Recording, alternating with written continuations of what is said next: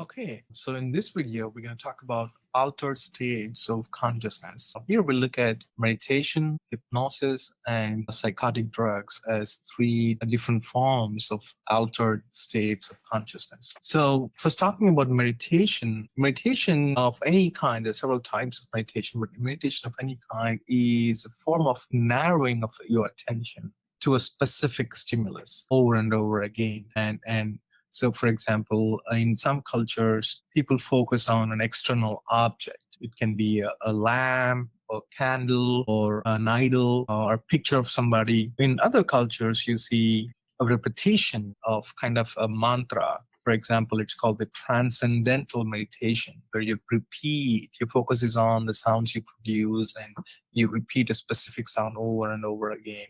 For example, then in another form of meditation, specifically more prevalent in Buddhist religion, is the idea of mindfulness meditation, which is again a state of narrowing your attention, but instead of actually focusing your attention on the external or imagined objects, you are trying to be aware of moment to moment things happening. So it's like being aware of your own thoughts as opposed to just getting carried away or judging your thoughts, would be one example. There are lots of benefits reported to practicing meditation of any kind, especially recent research. There is a lot of research demonstrating the importance of especially the mindfulness meditation in several aspects. General health, change in immune system, or your what do you say, better memory performance. But some also actually study or do meditation. Most people do meditation to actually relax or as a coping mechanism to deal with stress and such things. Practitioners actually believe that it's more than just a coping mechanism to relax. It actually is an experience of being aware of some deeper level of consciousness. Well, irrespective of why somebody would do the meditation, it definitely has positive effects. It kind of makes sense to think that when you are narrowly focusing and shutting yourself off the external world, then you have more time to reflect inwards, which may eventually lead to give you that altered, deeper state of consciousness. So that's about meditation, and let's move on to hypnosis. Okay, so the hypnosis. And what is hypnosis?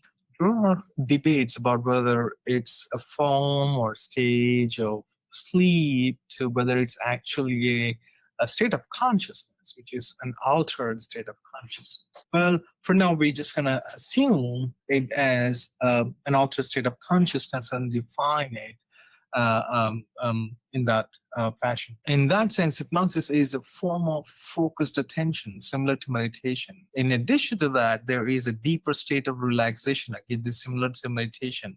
But one important aspect of hypnosis is that an individual receiving hypnosis is in a state where he or she is highly susceptible to any kind of suggestion. For example, this is often used for smoking cessation. Like if you want to quit smoking, you can go to a hypnotist and he can suggest you in these deeper states of relaxation, where the hope is that when you actually are out of hypnosis, you'll stop smoking.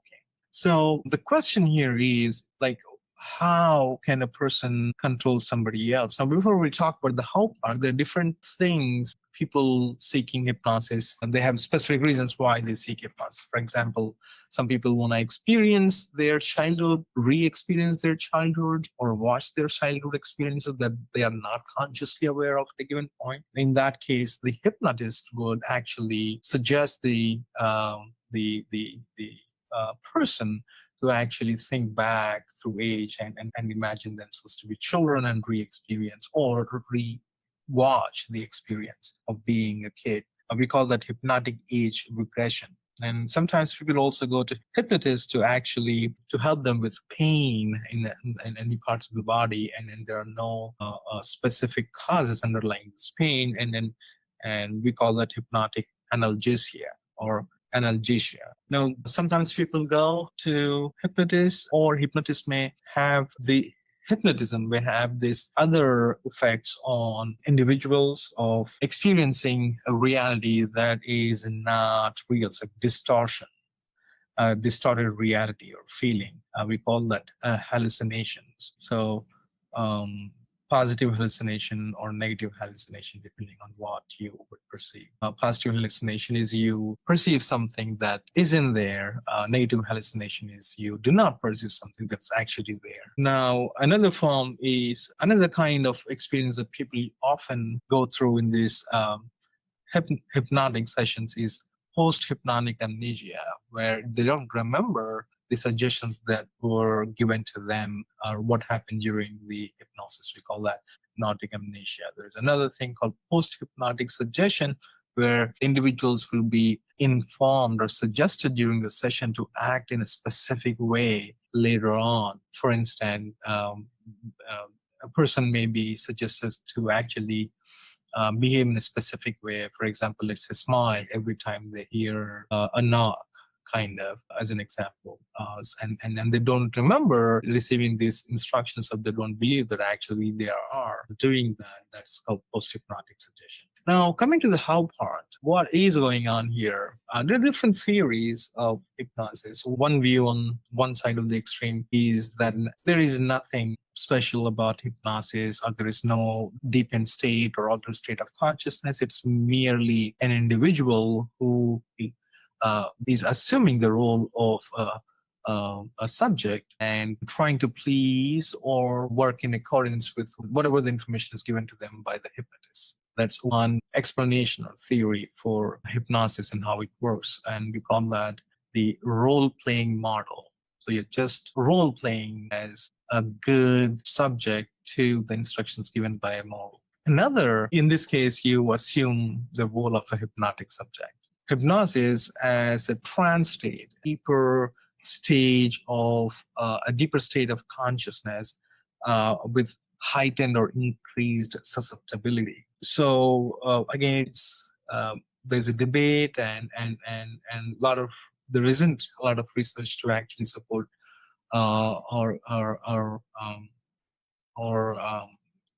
what do you say, reject one or the other theories on hypnosis. So this brings us to the end of discussion on hypnosis.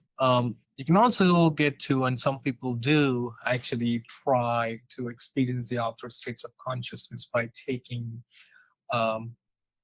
drugs or artificial chemicals. We call them psychotic drugs. These are the drugs that alter your states of mind. And there are different kinds of drugs. I'm just going to give you a brief overview and list different categories of those and give examples. So there are some drugs called depressants, and what they basically do is they decrease the activity of central nervous system, your brain and spinal cord, especially your brain. Things like alcohol, tranquilizers, opioids, they numb your central nervous system, so you are psychologically less active. The opposite kind of the drugs are such drugs as amphetamine, caffeine, or nicotine. These are stimulants. They increase the activity of the brain or the nervous system. Vitamins or amphetamines, cocaine, acid. Nicotine is the chemical in the cigarettes. Caffeine is the coffee, MDMA or ecstasy. Then you have hallucinogens. More than just increasing or decreasing your nervous activity, they induce distortions. So you have a distorted reality by taking these chemicals like LSD, marijuana, PCP, psilocybin. Again, I refer you to module 4.4 to learn more about this and the specific actions. That brings us to the end of this topic, and thank you very much.